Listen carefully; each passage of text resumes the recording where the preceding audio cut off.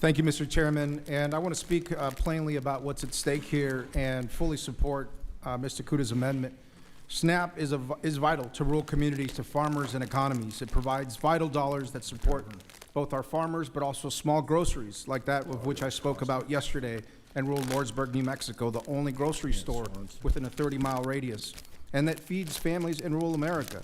For 50 years, SNAP has been a promise that no matter where you live in this country, your kids should be able to eat, your parents should be able to age with dignity, and your neighbor shouldn't have to choose between medicine and groceries. Now today, I brought this meal to show you what $6 buys you in New Mexico. And yes, the tortillas are cut in half because that would mean $8, $9. That's a can of pinto beans, and you can't go without green chili in New Mexico. So this is what some kid somewhere out in rural New Mexico, in my state, gets to eat for $6 a day. That's breakfast, that is lunch, and that is dinner. Now, would you feed that to your own kids? Could you live off of $6 a day yourself? Probably not. Too many New Mexican families, especially those with young children, are already stretching every dollar and every meal. Taking food off of kids' plates while handing tax breaks to billionaires is just wrong. If you're not willing to eat on $6 a day, then don't you dare expect your children or the children in my district to do the same. This partisan legislation breaks that promise, and it'll leave rural communities in the dust, all in order to give these massive tax breaks to corporations and the ultra-wealthy.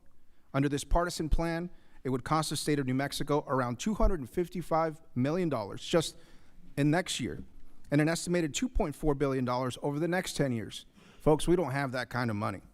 That bill would force rural New Mexicans to choose between feeding their children or educating them, between building rural health care clinics or keeping small grocery stores open, and between supporting small farmers or feeding hungry seniors.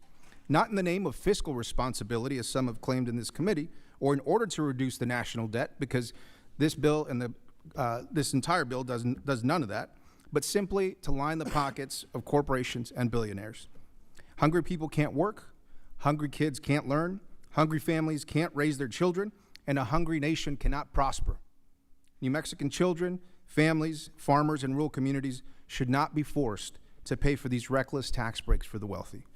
Thank you, Mr. Chairman. I yield back. Gentleman yields back. Recognize the gentleman from Georgia, Mr. Austin Scott, for 5 minutes. Thank you.